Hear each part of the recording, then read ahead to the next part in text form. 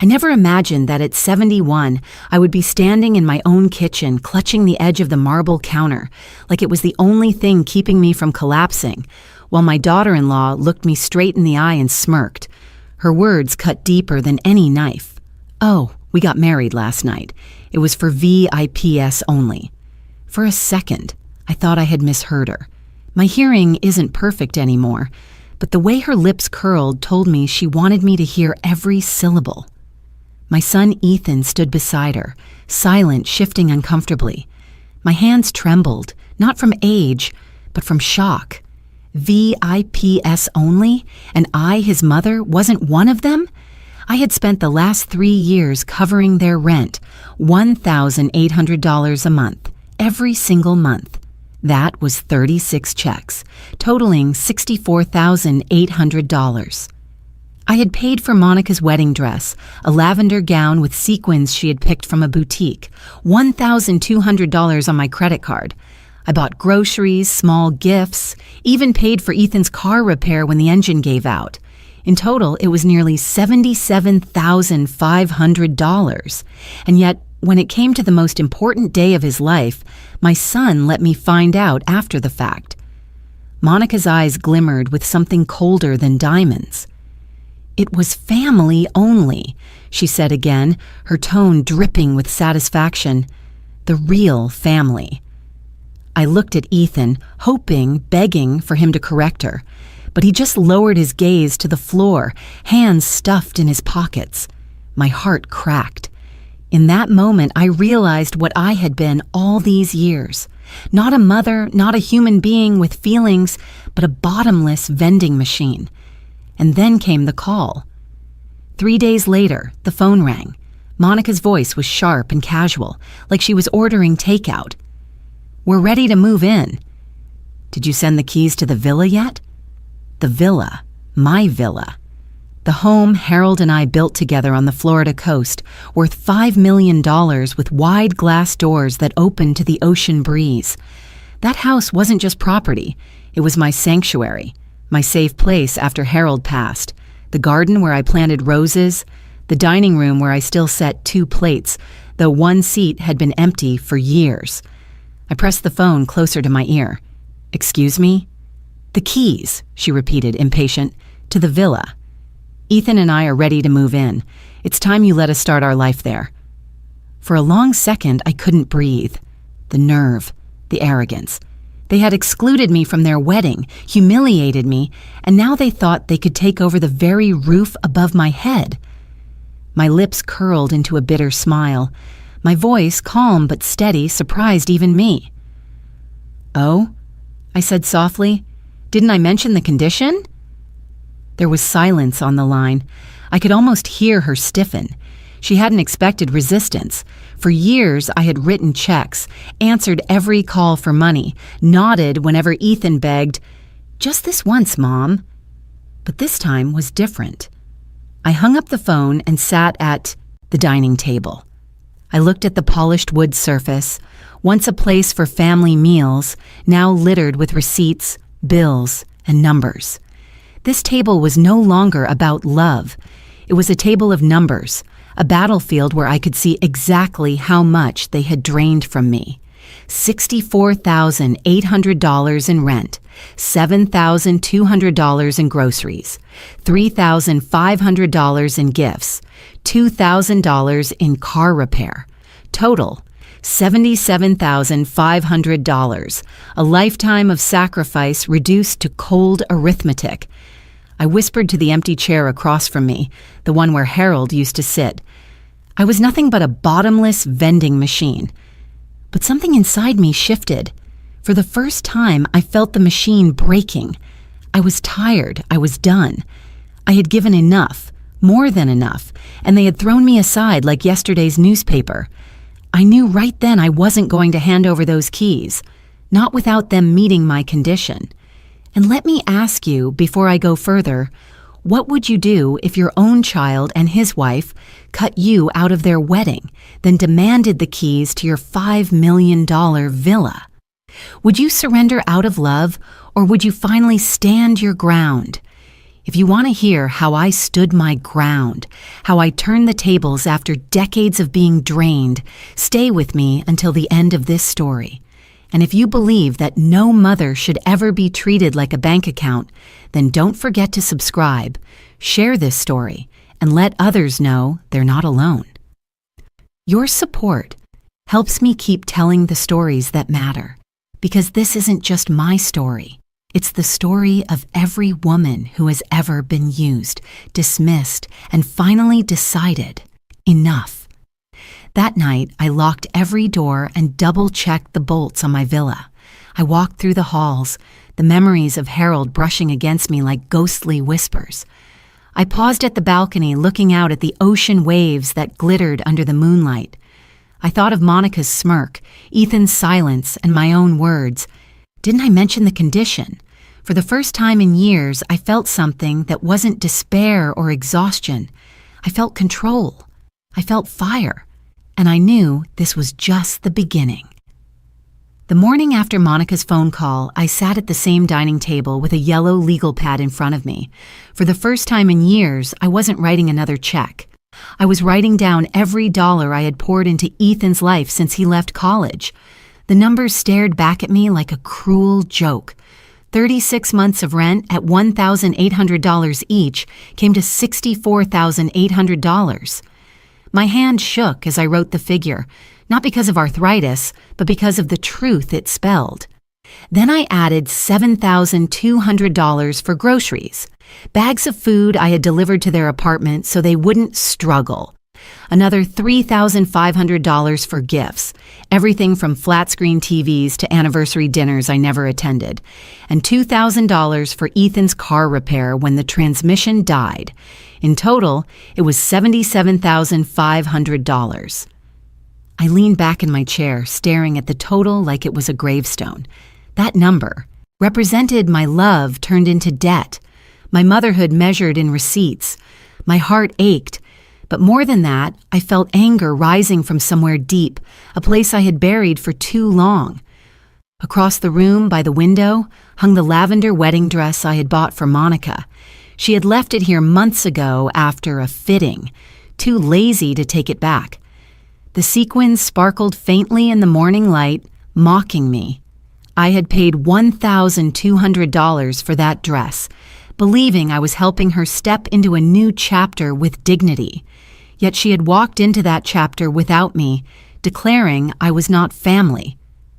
On the floor beside the closet, a shoebox held a pair of silver heels I had bought for her too, still unworn, still in their tissue paper. I had pictured her walking down the aisle in them. Instead, I was the one left standing alone in my kitchen, with nothing but numbers for company. I pressed my palm against my chest, whispering to myself, I was nothing but a bottomless vending machine. The phrase clung to me like a brand. I could almost hear Harold's voice, steady and calm, reminding me that love without respect is just charity. He had been gone for years, but his words still echoed in the walls of this villa. The bitterness tasted like metal in my mouth. All those years I told myself it was temporary, that Ethan just needed time, a little push, some help to get on his feet. But he never stood up. He only leaned harder, and Monica, instead of lifting him, had sharpened his appetite. Then came the memory that sealed my decision. Just a week before their VIP wedding, Ethan had asked me if I would still give them the $5,000 I had promised for their big day. I had said yes, even though I suspected it would disappear into another credit card payment or vacation I would never be invited on. $5,000 on top of the $77,500 I had already given. That was supposed to be my wedding gift. Instead, they shut the door on me and handed the invitation to everyone else. The humiliation burned hotter than the betrayal. I wasn't just excluded, I was erased. And now they thought the keys to my $5 million villa were theirs for the taking? I stood up, pacing the dining room. My reflection in the glass cabinet looked older, yes, but also sharper. My jaw was tight, my eyes narrowed. For the first time in years, I saw not just a widow, not just a mother, but a woman who still had choices. I picked up the phone and dialed Ethan. He answered on the third ring. "Mom," he said, his voice cautious. "I want to be clear," I told him. "That villa is mine. It stays mine. If you and Monica think you'll move in without my permission, you're mistaken." There was a pause. Then his voice turned slick, practiced. "We just thought you'd want to help us, Mom." "You always have. Isn't that what family does?" I closed my eyes. Family doesn't exclude their mother from a wedding and then demand the keys to her house. Silence. Then a sigh. "You're making this harder than it has to be." "Harder?" I almost laughed. "I've already made it easy for you, Ethan." $77,500 easy. The machine is broken now. I am not paying anymore. He hung up. The click echoed in my ear long after the line went dead. I set the phone down and drew a thick line under the total on my legal pad. $77,500. That was the cost of my silence, my patience, my years of letting them take without question. No more. As I sat there, the villa seemed to hum around me. The ocean breeze slipped through the curtains, cool and steady. It felt like the house itself was agreeing with me, whispering that it was time to stand up, to draw the line. I looked again at the wedding dress, the silver shoes, the receipts scattered across the table. They were relics of a woman who had believed that giving would buy her love. That woman was gone. I whispered to the empty room, if they want the keys, they'll have to meet my condition. And deep down, I knew what that condition would be. 3 days after that bitter phone call, I heard the sound of tires crunching on the gravel outside the villa. I looked through the blinds and saw Ethan's car pull up. Monica in the passenger seat with sunglasses perched high on her nose, her lips already pursed in disapproval. They didn't knock. They strolled right up the walkway, as if the house already belonged to them.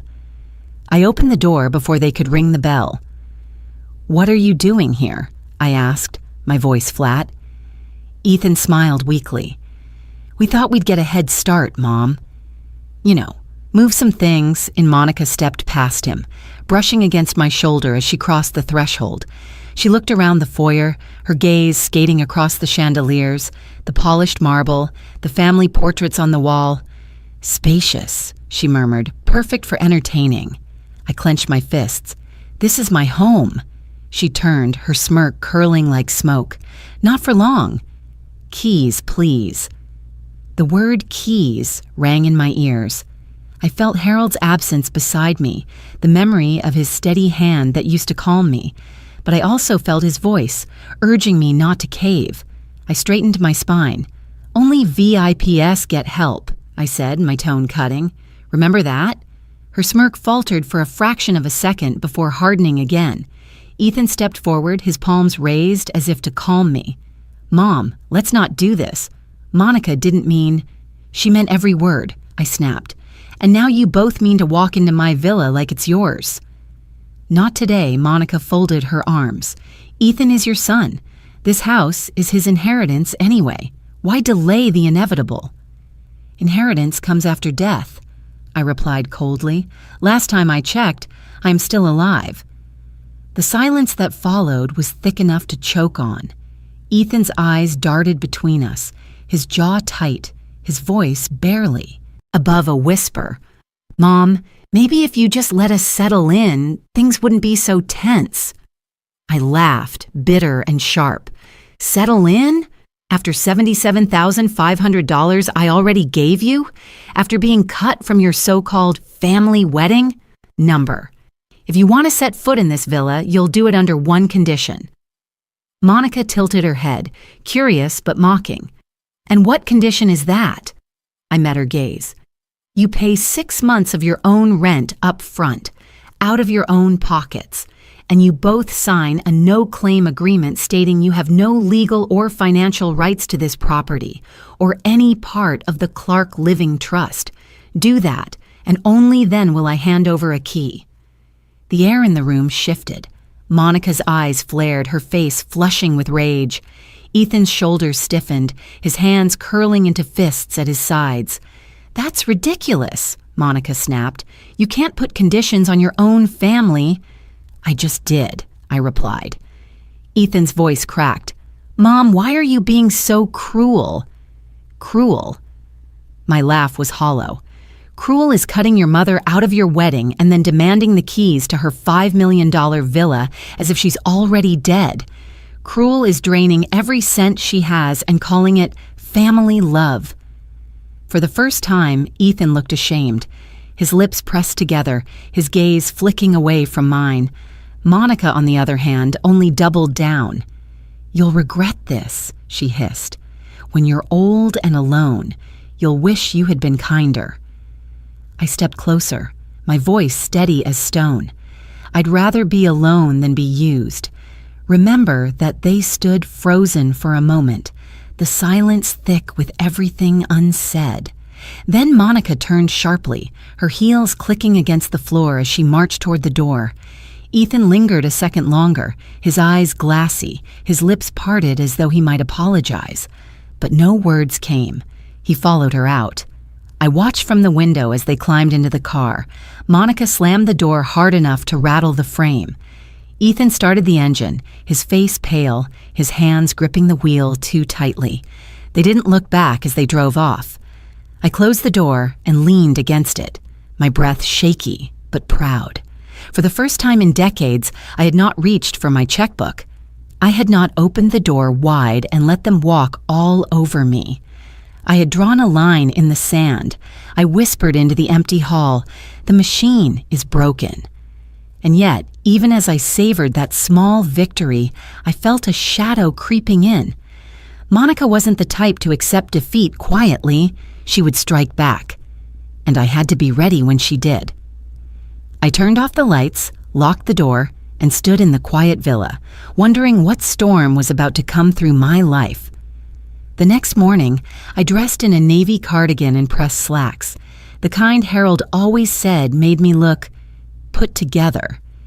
I needed strength, and sometimes strength comes from the way you buttons your collar. I drove to the bank where I had been a customer for over 30 years. The air inside was cool, the scent of paper and polished wood lingering. I walked straight to the office of Mr. Lutz, the branch manager. He was in his 50s, tall with a calm demeanor and eyes that carried both intelligence and kindness. He had known Harold and me when we first opened a joint account decades ago. "Vivian," he said warmly as I stepped in, "what brings you here today?" I sat down, smoothing the hem of my cardigan. "I need to make changes, serious changes. I want to cancel every automatic transfer I've set up for my son, Ethan, and his wife." His brows lifted, but he didn't interrupt. He folded his hands on the desk and listened. "For 3 years, I've been paying their rent directly. I've covered groceries, emergencies, even luxuries. In total, it's been $77,500. And yesterday, they came into my home, acting like it already belonged to them. They demanded the keys to my villa as if I was just a placeholder, waiting to die." His eyes darkened with concern. "Vivian, that sounds like elder financial abuse. You know, I have to say it plainly, I swallowed hard, but I nodded. I know. That's why I'm here. The machine is broken, Mr. Lutz. I'm not handing out another dollar." He leaned back, pressing his lips together. "I'll help you cut every automatic payment.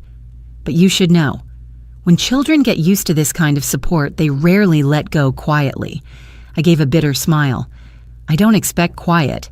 I expect a fight, but I need to take the first step." Together, we reviewed the accounts. He showed me the records. 36 payments of $1,800 each. Pages of transactions highlighted in neat rows, all bleeding money into Ethan's life. My stomach twisted as I looked at the table of numbers. That table felt like another battlefield. With each signature I scrawled on the cancellation forms, I felt my spine straighten. By the time I signed the last one, my hand was shaking from both exhaustion and relief.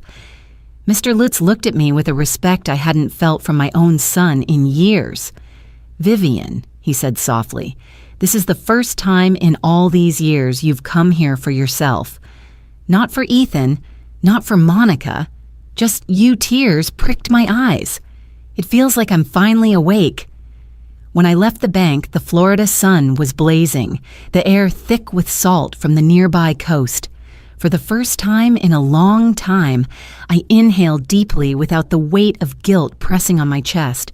But that evening, just as I was setting a single plate at the dining table, headlights swept across my driveway. I froze.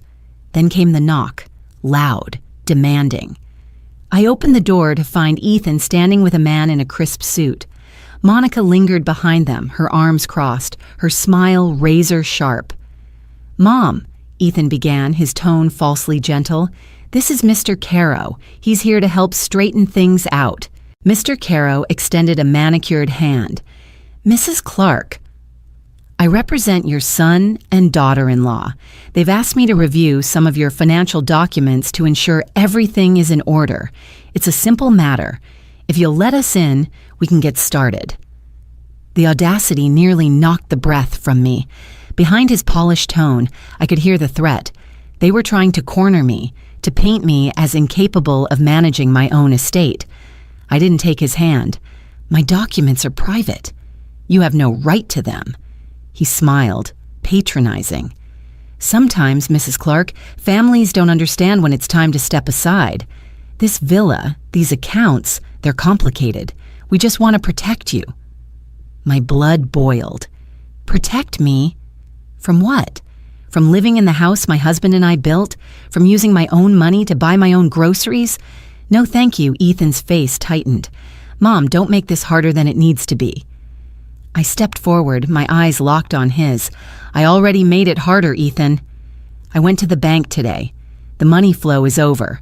The bottomless vending machine is shut down." For the first time, Ethan's mask cracked. His jaw clenched, his nostrils flared. Monica's eyes narrowed to slits, her fury barely contained. "You'll regret this," she hissed. "Maybe," I said, "but I'd regret it more if I handed you my life on a silver platter." They stood there a moment longer, seething, before Mr. Caro cleared his throat. "We'll be in touch, Mrs. Clark." They turned and walked away, their silhouettes fading into the night. I closed the door, bolted it, and leaned my forehead against the wood. My heart raced, but my resolve burned brighter than ever. They had made their move, and I had made mine. The villa was quiet that night, too quiet. I sat alone in the living room, the soft hum of the refrigerator in the kitchen the only sound keeping me company. My hands rested on my lap, the veins visible, the skin lined with years of sacrifice. For decades, I had convinced myself that being a good mother meant giving until there was nothing left. But now, for the first time, I was forced to ask, had I given Ethan too much? I closed my eyes and saw him as a boy again, standing in the backyard with a scraped knee. "It hurts, Mama," he had cried, his little hands clutching at me. I had kissed the bruise, wiped away his tears, and promised him I would always be there. Somewhere along the way, that promise had twisted into something else. Always being there had become always paying. Every scraped knee turned into every unpaid bill. Every tear turned into another check. I walked to the hallway where family photos lined the wall. Ethan at 6, holding a fishing pole with Harold beaming beside him. Ethan at 16, grinning in his football uniform. Then Ethan at 21, graduating from college, the tassel on his cap swinging as he shook Harold's hand. That young man had so much promise. What happened? Was it me? Did I make it too easy for him to never stand on his own? The questions weighed heavy, pressing against my chest. I poured myself a glass of water and carried it to the dining table, now permanently covered in receipts and canceled transfers. This table used to hold laughter, Harold's jokes, Ethan's teenage complaints, and my Sunday pot roast. Now it was just numbers, a table of numbers. I traced a finger over the receipts, whispering to the empty air, "This is what my love has become." The ache of loss throbbed inside me, not just for Harold, but for Ethan too. The boy I raised had been replaced by a man who saw me as nothing more than an ATM. And Monica, with her smirks and sharpened words, had only fueled the transformation. I needed air. I slipped on my cardigan and stepped outside. The night was warm, the Florida breeze carrying the scent of salt and jasmine from my garden. I walked slowly along the path Harold had once paved with his own hands, the stones uneven but sturdy. As I reached the gate, I paused and looked up at the stars. My voice trembled as I spoke to the night. "Harold, I don't know if you can hear me, but I'm lost. They want to take everything we built. They want to call me useless, incompetent. I'm scared, but I'm angry too." Tears blurred my vision, but I wiped them away. I can't keep being the machine. I need to find another way. For me, the walk cleared my mind. By the time I returned inside, something inside me had hardened. I opened a drawer in the hallway and pulled out a set of new locks I had bought months ago but never installed. That night, with trembling but determined hands, I replaced every lock on every door. I called a security company and scheduled cameras to be installed by the end of the week. For years, I had left my doors wide open, both literally and figuratively, to Ethan and Monica. But no more. My home would be my sanctuary again, not their stepping stone. As I screwed the last lock into place, I whispered to myself, "I may be 71, but I am not powerless." The next morning, the sun spilled across the living room, warm and golden. I brewed coffee and carried the mug to the balcony. The ocean stretched out before me, endless and free. For the first time in months, maybe years, I let myself imagine a life not chained to Ethan's demands, a life where my mornings belonged only to me. Still, a part of me ached. He was my son, and no matter what, a piece of me still longed for him to look at me with the love I once saw in those childhood eyes. But longing was not enough reason to keep bleeding myself dry. As I sipped my coffee, I whispered to Harold again, "They think I'm weak. They think they can scare me, but I'm stronger than they know." And in that moment, I felt it clearly. I was no longer just surviving their demands. I was preparing. The following week, I joined the garden club at the community center down the road. I hadn't gone in years, not since Harold passed, but something in me craved company beyond the four walls of the villa. I needed air, voices, and proof that my world was bigger than Ethan and Monica. The clubhouse smelled of fresh soil and coffee. Pots of camellias lined the windowsills, and women chatted softly as they arranged cuttings and swapped seeds. I stood hesitantly near the door, clutching my handbag. I almost turned back, afraid I would feel like an outsider. But then a woman with silver-streaked hair and sharp, kind eyes approached me. "You must be new," she said warmly. I smiled faintly. "Not new, just returning." Her hand was gentle when she extended it. "Eleanor Harris. I've lived in this neighborhood for 30 years. Vivian Clark," I replied. "I live down by the coast." Recognition flickered in her eyes. The villa with the rose garden. I've admired it for years. Harold was always out front trimming hedges. At his name, my throat tightened, but I nodded. Yes, he was proud of that garden. She tilted her head, studying me. "You seem like you're carrying something heavy." I almost laughed. Carrying something heavy? Try carrying a son who drains $77,500 and still looks at you like you've done nothing. But instead of laughter, words spilled out. Maybe it was the safe tone of her voice, or maybe it was because I was tired of holding it all inside. "They shut me out," I confessed. "My son and his wife. They got married without telling me, said it was family only, and now they want the keys to my villa." Eleanor's eyes sharpened, but not with judgment, only understanding. She pulled out a chair and gestured for me to sit. "You're not alone." My daughter once tried the same thing. When I cut her off, she called me heartless. But 6 months later, she learned to stand on her own. It hurt, but it saved us both. Her words settled over me like sunlight. 6 months? I asked. She nodded. 6 months of saying no, 6 months of watching her stumble. But then she rose. If I had kept feeding her, she would never have found her legs. Tears pricked at my eyes. Ethan doesn't even see me as his mother anymore. Just a bank account. Eleanor reached across the table, her fingers curling over mine. Then close the bank.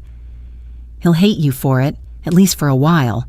But hate is better than dependence. Dependence will kill both of you. The room around us faded. The chatter, the clinking of pots, the smell of soil, all blurred as her words burned into me. I wasn't crazy. I wasn't cruel.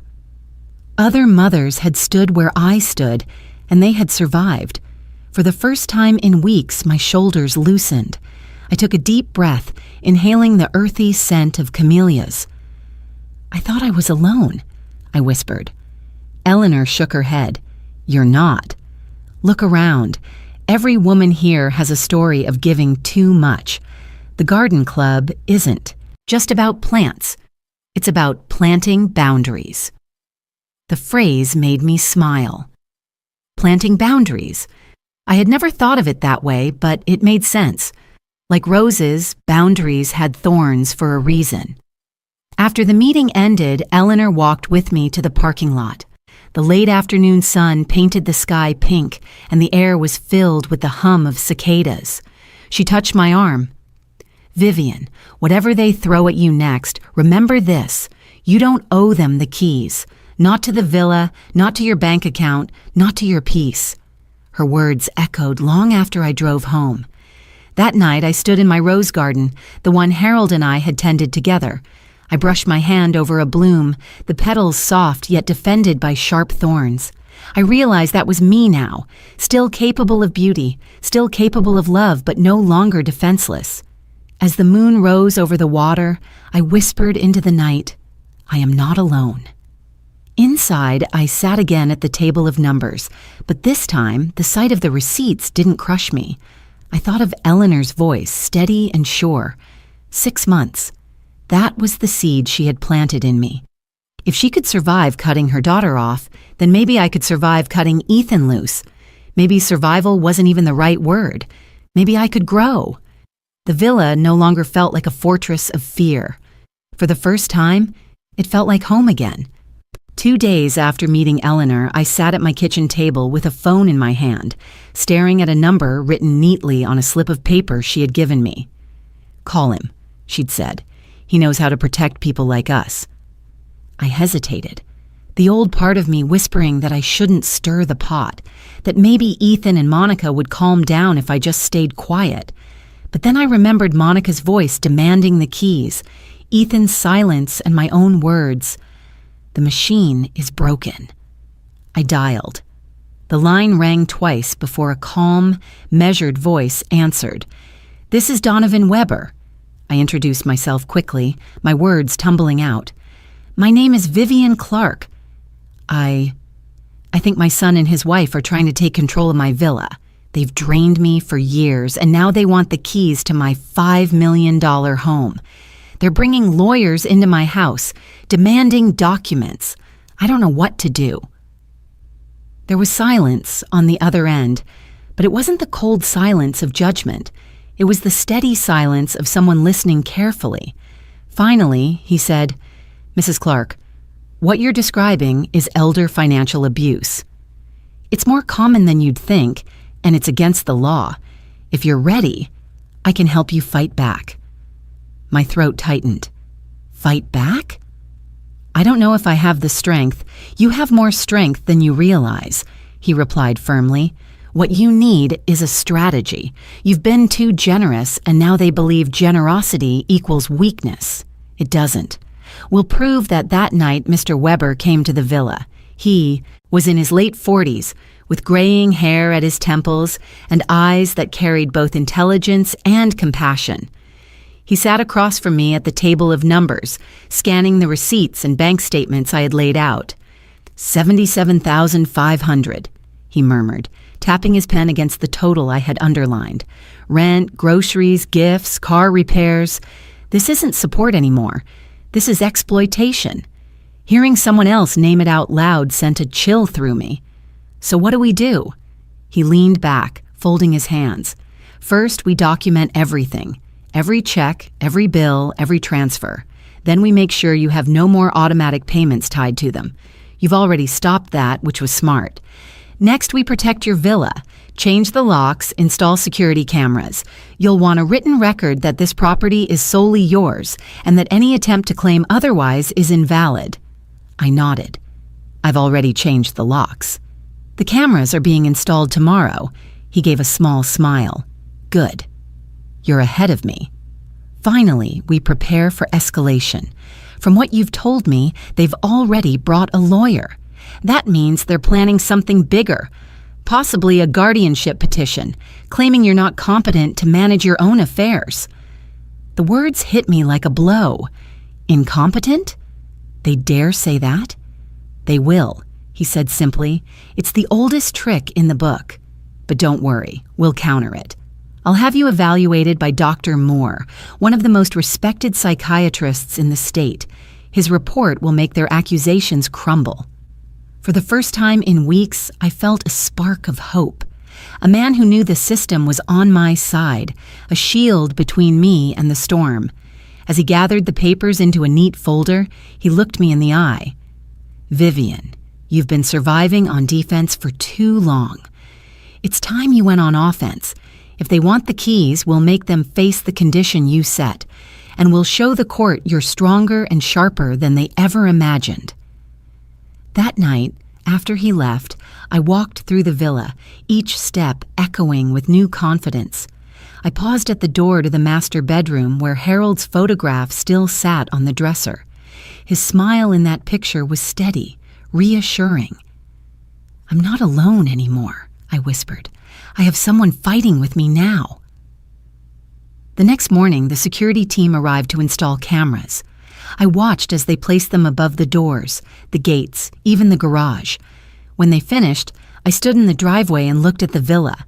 For years, it had felt like a burden, something Monica and Ethan would eventually strip from me. Now, with new locks and cameras, it looked like a fortress again. That evening, Eleanor stopped by with a basket of lemons from her yard. She spotted the new cameras and smiled knowingly. I see Mr. Weber has been here. I nodded, clutching the basket to my chest. He says they'll try to call me incompetent. Her eyes softened. Then let them try. You'll prove them wrong, and when you do, you'll never doubt yourself again. As I stood there with her, the smell of lemons fresh and sharp in the air, I realized she was right. They would try. They would strike harder. But this time, I wasn't facing them as a machine to be drained.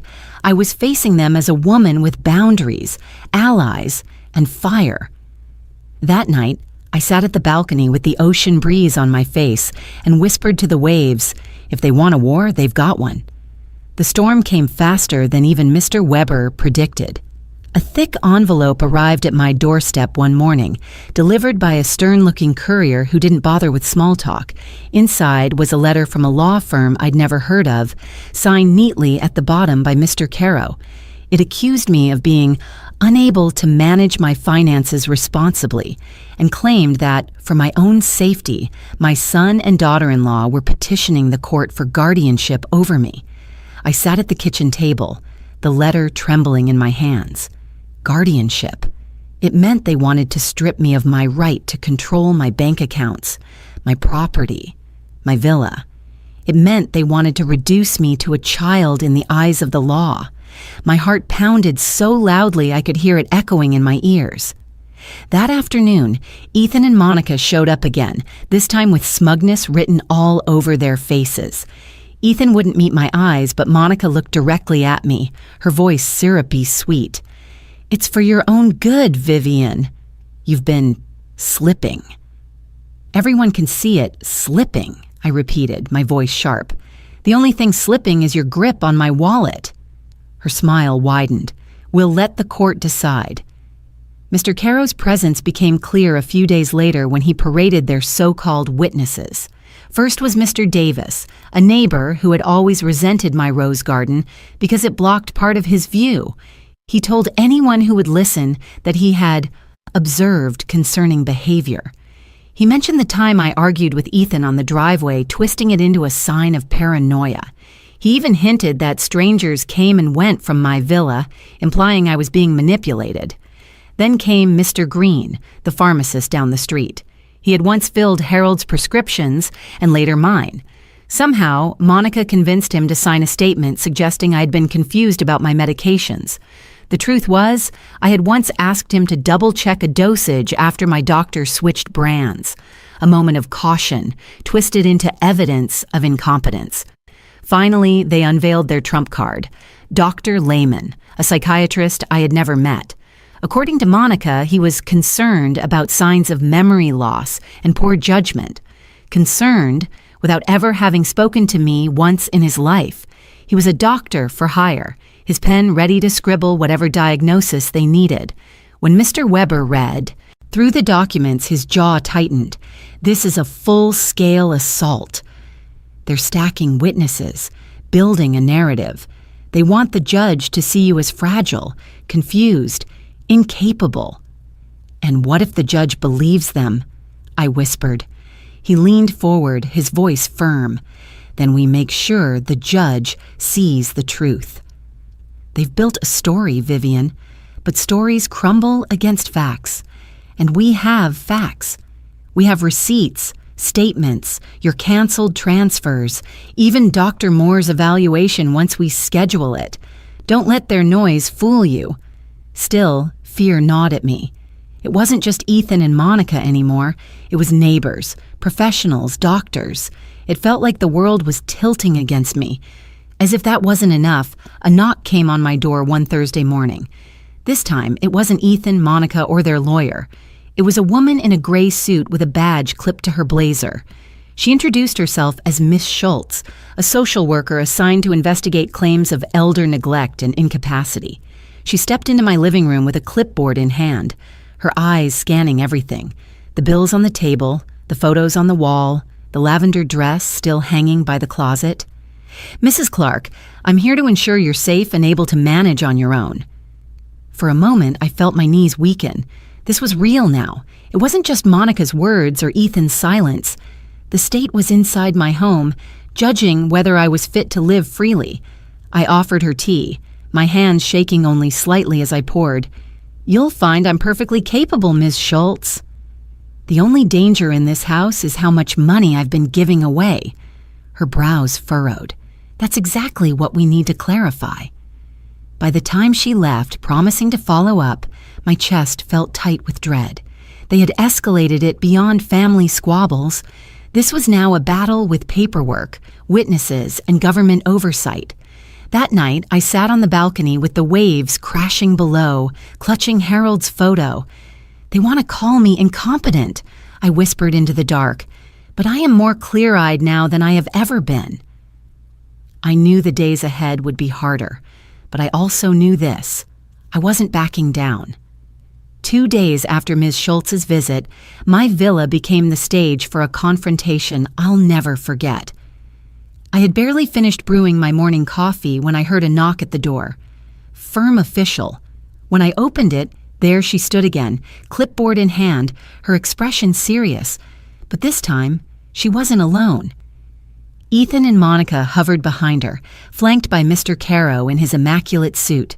Their smiles were tight, rehearsed, like actors waiting for the curtain to rise. Mrs. Clark, Ms. Schultz began, I need to follow up on my earlier visit. There are concerns we need to address concerns. I almost laughed. The only concerns were the two vultures behind her, already imagining themselves sipping wine on my balcony overlooking the ocean.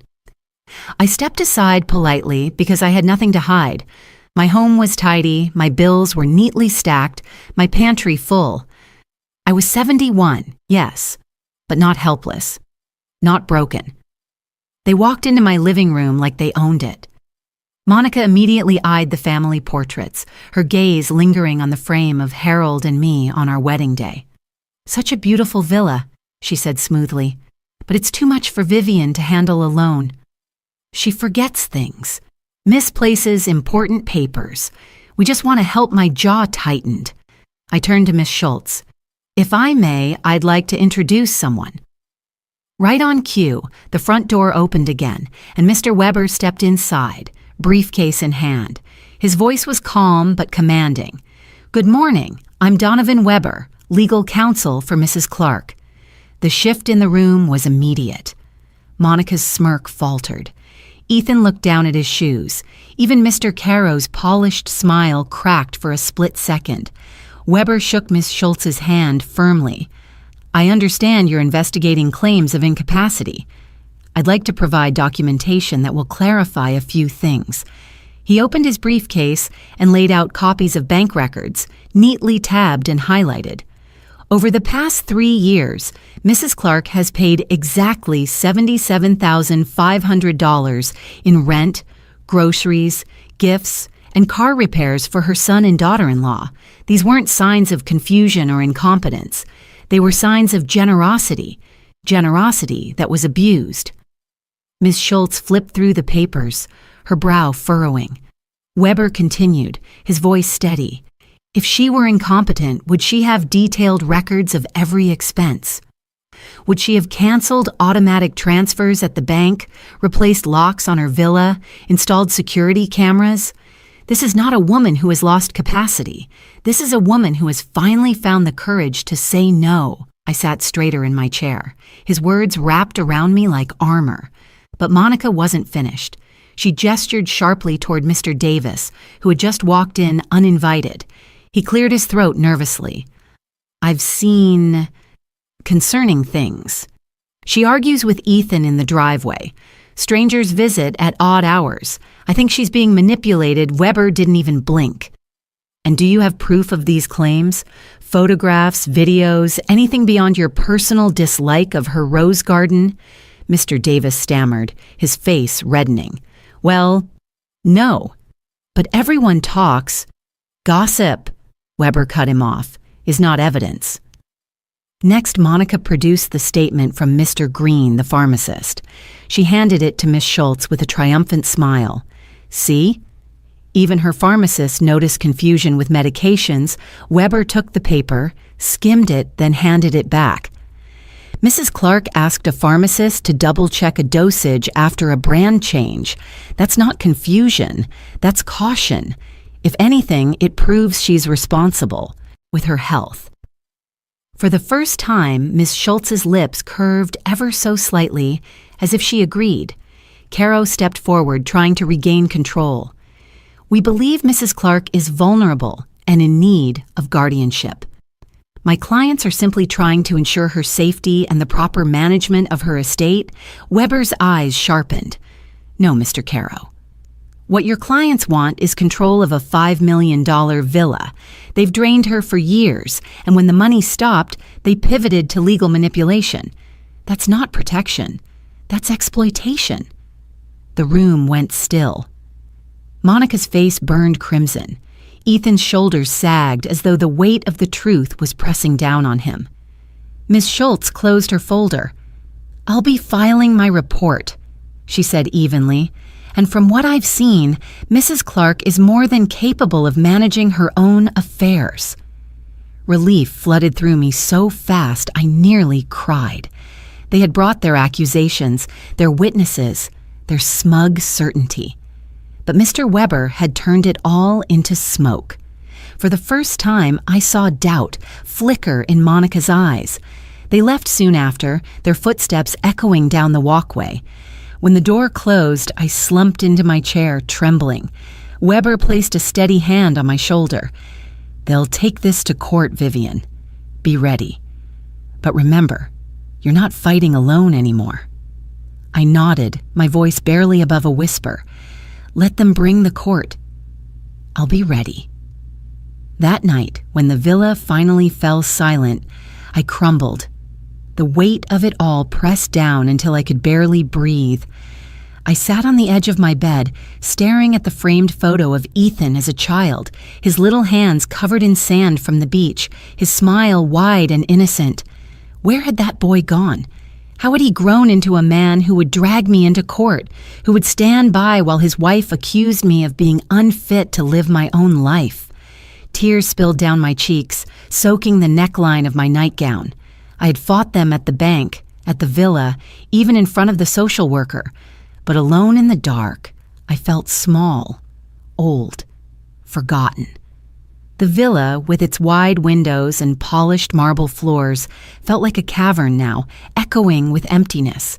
I pressed my face into my hands and sobbed until my body shook. All the strength I had shown in daylight seemed to slip through my fingers at night. The truth cut deep. My own son saw me as a burden, not a blessing. He saw me as a lockbox waiting to be opened, not a mother who once carried him on her hip. The phone rang sometime after midnight. I almost didn't answer, afraid it was another demand, but when I picked it up, it was Eleanor. "I couldn't sleep," she admitted. "I kept thinking about you." My voice cracked. "They're going to take me to court, Eleanor." My own son. How do you survive that kind of betrayal? Her voice was soft but steady. You cry, you scream, and then you stand back up. Because the one thing they want most is your surrender. Don't give it to them. I clutched the receiver to my chest after she hung up, her words a faint light in the darkness. But the ache inside me didn't fade. The next morning, members of the garden club came by with flowers and casseroles, little acts of kindness that made me cry all over again. They sat in my kitchen, sipping coffee, their chatter filling the house with warmth. "You're not alone," one of them said firmly. "We'll stand with you if they take this to court." Their loyalty soothed me, but the hollow space inside remained. After they left, I drove to the cemetery, the one where Harold had been laid to rest. The gravel crunched under my shoes as I walked between the rows of headstones. When I reached his, I sank to my knees, the damp earth seeping into my skirt. "Oh, Harold," I whispered, my fingers tracing his name etched into the granite. "They want to say I'm incompetent. They want to declare me unfit so they can take our villa, the home you built with your hands, the home where we raised Ethan. Can you believe it? Our own son." The sobs came again, raw and ragged. "I don't know if I can do this without you. You were always the strong one. I was the one who kept peace, who gave, and now they're using that against me." The cemetery was quiet except for the sound of the breeze moving through the trees. A bird landed on a nearby branch, chirping as if to break the silence. I closed my eyes and let the sound steady me. "I wanted to believe love was enough," I whispered, but love turned me into a bottomless vending machine. And now, when I finally stop, they call me cruel. Maybe I was wrong to hope Ethan would ever see me as more than money. For a long time, I stayed there, kneeling in front of Harold's grave, the weight of loneliness pressing into my bones. But somewhere inside the grief, a spark began to flicker, because even through the despair, I knew this wasn't the end. I pressed my palm flat against the stone. They want me to believe I'm powerless. But Harold, I hear you. You'd never let me give in. You'd tell me to stand, to fight.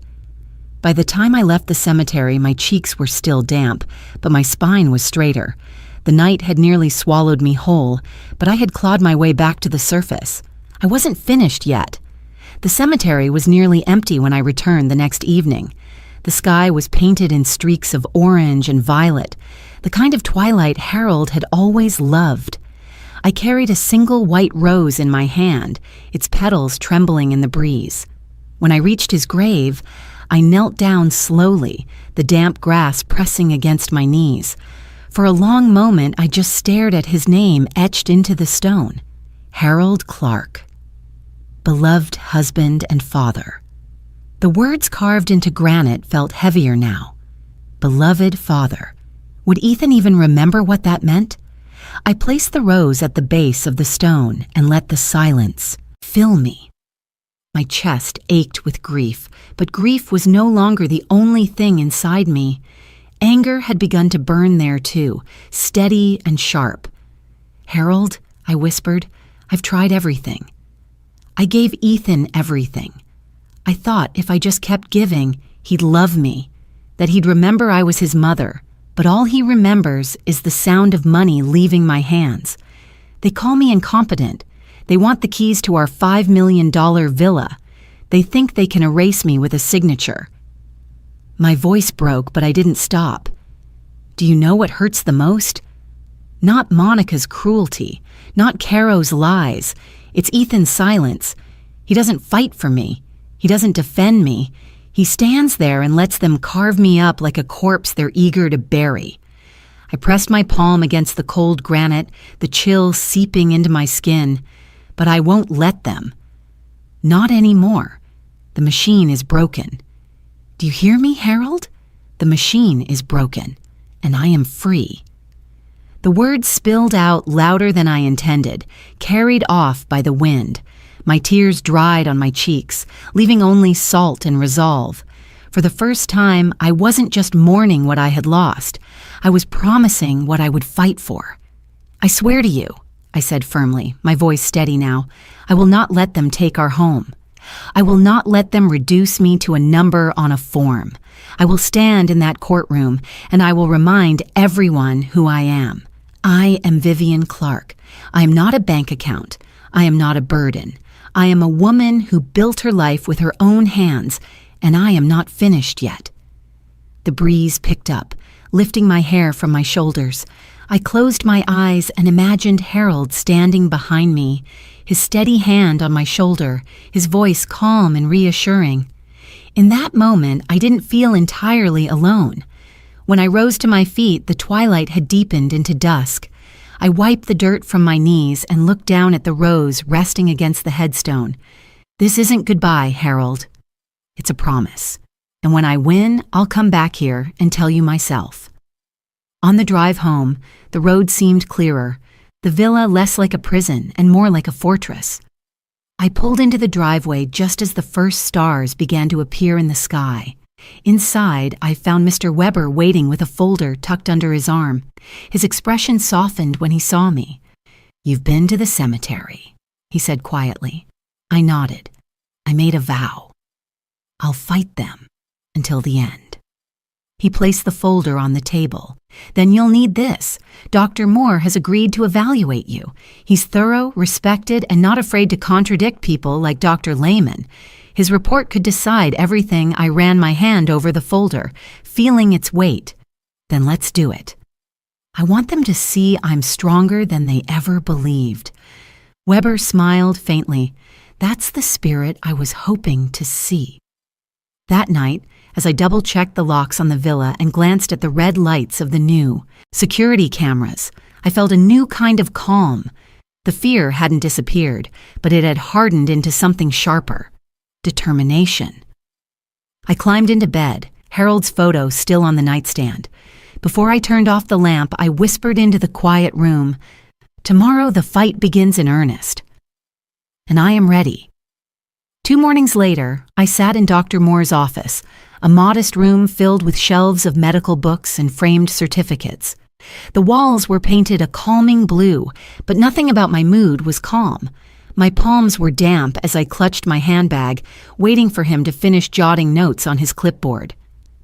"Mrs. Clark," he said finally, his tone steady, "we'll go through a series of tests today. Nothing invasive, nothing to fear. I just need to see how well you think, reason, and recall information. This evaluation will speak louder than any accusation." I nodded, forcing a small smile. "Let's begin." For nearly 2 hours, he asked me to remember sequences of words, solve simple problems, recount details from a story. He asked about my daily routines, my finances, even about Harold. I answered each question with clarity. My mind felt sharp, sharper than it had in years, because I knew what was at stake. When he finished, he set down his pen and looked me directly in the eye. "Mrs. Clark, your results are not just good. They're excellent. You scored above average for your age group in memory, comprehension, and reasoning. There is no sign whatsoever of diminished capacity." Relief hit me so hard my chest loosened. For weeks, I had carried the fear that maybe they were right, that maybe I was slipping. But here it was, written in ink by a professional. I was sound. I was strong. Dr. Moore added, "I'll prepare a full report." Mr. Weber will have it in his hands by tomorrow. That night, when I returned to the villa, Weber was already waiting. He took the report from me like it was a weapon he had been aching to wield. "This," he said firmly, "is our shield. And tomorrow, we begin gathering the swords." The swords came in the form of witnesses. The Garden Club members signed affidavits, each one describing me as clear-headed, organized, and active in the community. Eleanor stood beside me, unwavering, her words crisp. "Vivian has more energy and clarity than women 10 years younger. If anyone doubts her, let them spend one afternoon at the Garden Club." Then came the turn I never expected. Mr. Green, the pharmacist who had once signed Monica's version of events, showed up at my door with a flushed face and a folded letter in his hand. "I need to set the record straight," he said, his voice shaky. "I never meant for my words to be twisted." "You weren't confused, Mrs. Clark. You were cautious, and you were right to double-check that prescription. Monica pressured me into signing a statement, but I can't live with that lie.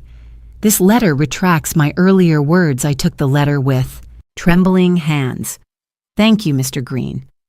You don't know how much this means." He shook his head. "I do.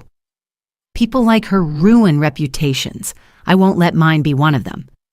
When Weber read the retraction, he nodded with satisfaction. Another pillar gone from their case. Davis is gossip, Lehman is a hired pen, and now Green has turned back to the truth. Their tower is crumbling. But Weber had one more surprise. He opened his briefcase and pulled out a crisp document, its header reading, "No Claim Agreement." My breath caught in my throat. "This," he explained, "is the exact agreement you mentioned when you confronted them. The one stating they could only enter your villa if they paid 6 months of rent on their own and signed away any claim to your trust. You wrote it weeks ago, didn't you?" I nodded slowly. "I drafted it after their first demand. I never thought I'd need it, but yes, it's real." He slid it across the table. "Then this is gold. It proves you weren't confused. You weren't senile. You were setting terms, boundaries. This paper shows foresight, planning, and strength. It ties back to the very words you said to Monica. Didn't I mention the condition?" The phrase echoed in my mind as sharp as the day I said it. The condition. That was the hook, the proof, the line they couldn't erase. For the first time since the nightmare began, I felt the ground beneath me solidify. I wasn't stumbling anymore. I had my allies. I had my evidence. I had my voice. That evening, I stood in the rose garden, the air heavy with the scent of blooms. The security cameras blinked faintly from the eaves of the villa, silent sentinels watching over me. I closed my eyes and whispered, "I'm ready, Harold. I'm ready to face them all." Because now it wasn't just me against Monica's smirk and Ethan's silence. It was me with a lawyer, a doctor, a community, and a paper trail sharp enough to cut through every lie they had built. And soon, we would take it all to court. The day of the hearing arrived with skies as gray as my mood. I wore a navy dress suit Harold had once loved, simple but dignified, and clutched my cane a little tighter as I walked up the courthouse steps. My knees ached, but my spine was straight. This wasn't just another day. This was the day they tried to strip me of my life. The courtroom was packed tighter than I expected. Neighbors, acquaintances, even members of the Garden Club had shown up. Whispers filled the air until the bailiff called for order. I took my seat at the defense table beside Mr. Weber, my heart pounding in my ears. Across from me, Ethan and Monica sat with their lawyer, Mr. Caro. Monica's lips curled into that familiar smirk, and Ethan couldn't even meet my eyes. The judge entered, Judge Alvarez, his presence commanding as he adjusted his robe and looked across the room. "This court is now in session. Petitioners proceed." Caro stood first, his voice smooth, almost theatrical. "Your Honor, Today we present the case of a woman, Mrs. Vivian Clark, who sadly can no longer manage her financial or personal affairs. Our clients, her devoted son and daughter-in-law, only wish to ensure her safety and the proper handling of her estate. I clenched my fists under the table. Devoted son. Devoted daughter-in-law. The words tasted like poison. Caro gestured toward me. She is 71, widowed, and isolated. She has displayed concerning behaviors, mismanaging funds, showing confusion over simple matters. This is not a question of greed, but of love and necessity. Guardianship will protect her from herself. Then he called his first witness. Mr. Davis shuffled to the stand, clearing his throat. I've lived next to Mrs. Clark for years. I've seen her arguing in her driveway, raising her voice, seeming paranoid. I've noticed strangers visiting late at night. I believe she's being manipulated. She's not the same woman she used to be. I sat rigid, heat rising in my chest. Strangers? Those strangers were the security team I had hired, the garden club dropping off flowers, Eleanor bringing lemons. Next came Mr. Green's earlier statement, read aloud as though it were gospel. Mrs. Clark demonstrated confusion regarding her prescriptions, Caro intoned. She could not manage them responsibly. My stomach turned. Though I knew the man had retracted it, Caro still used the old words to stain me. Finally, Caro introduced Dr. Lehman, a tall, polished man with spectacles glinting under the fluorescent lights. He spoke with practiced authority. Based on observations provided to me and reports I reviewed, Mrs. Clark demonstrates early signs of diminished capacity. Her judgment is impaired, her memory questionable. Guardianship would provide stability. Monica dabbed at her eyes with a tissue, the picture of a concerned daughter-in-law. Ethan leaned forward, his face pale, his voice low as he testified. My mother forgets things. She loses track of money. She doesn't know what's best for herself anymore. We just want to help her. His words pierced deeper than any lawyer's argument. To hear my son, the boy I once rocked to sleep, say I wasn't capable of being myself, it was like being buried alive. I felt every eye in the courtroom shift toward me, waiting to see if I would break. My chest tightened. For a heartbeat, I wanted to run, to let them take it all so I could finally stop fighting. But then I caught sight of Eleanor in the gallery. She sat upright, her chin high, her eyes burning with faith in me. Behind her, the garden club women nodded in quiet solidarity. And at my side, Mr. Weber leaned close and whispered, "Hold steady." Their stage is almost over. Then we take the floor. Judge Alvarez raised a hand. The court has heard the petitioner's opening and witnesses.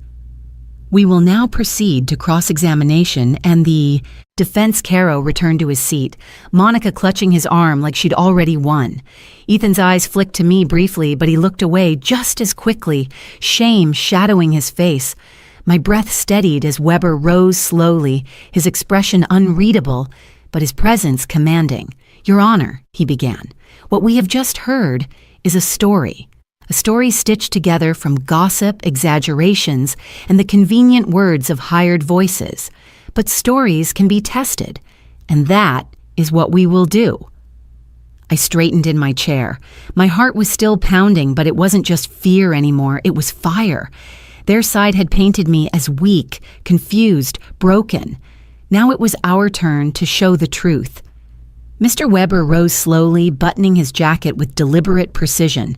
He moved toward the center of the courtroom, his voice calm but edged with steel. Your Honor, what the petitioners have presented is not evidence of incapacity. It is evidence of exploitation. The judge inclined his head, granting him the floor. Weber turned first to Mr. Davis, still sitting uneasily in the witness chair. Mr. Davis, you testified that you observed arguments in Mrs. Clark's driveway. Tell me, were these arguments about her confusion or about money? Davis shifted uncomfortably. Well, money, mostly. So, not confusion. Disagreements about her saying no after years of paying their bills? Yes, I suppose. Weber leaned closer. And these so-called strangers you saw visiting, would you like to know who they were? Members of her garden club bringing casseroles, a licensed security company installing cameras, friends, not manipulators. You mistook kindness for chaos, didn't you? Davis flushed crimson. Maybe I did. Thank you. No further questions, Weber turned away, leaving Davis wilted in his chair. Next came Mr. Green. Caro tried to keep him seated, but Weber called him forward. Mr. Green, you once signed a statement saying Mrs. Clark was confused about her medication. Would you tell the court why you retracted it? Green cleared his throat, his voice shaky but firm. Because it wasn't true. Mrs. Clark wasn't confused. She double-checked a dosage after her doctor switched brands. That's responsibility, not incompetence. Monica pressured me to sign. I regret it, and I want the record corrected. A murmur rippled through the courtroom. Monica's face darkened, her jaw tight. Weber turned toward the judge. So the pharmacist himself admits the claim was false. That leaves us with Dr. Lehman. The psychiatrist adjusted his glasses, unruffled. Weber stepped closer, voice precise. Dr. Lehman, have you ever personally examined Mrs. Clark? No, but based on reports written by others. Hearsay. You've never spoken to her, never administered a test, never looked her in the eye. Is that correct? Yes, but thank you. No further questions, Lehman's. Composure cracked as whispers spread through the gallery. The foundation of their case was eroding, piece by piece. Weber reached into his briefcase and produced a thick folder.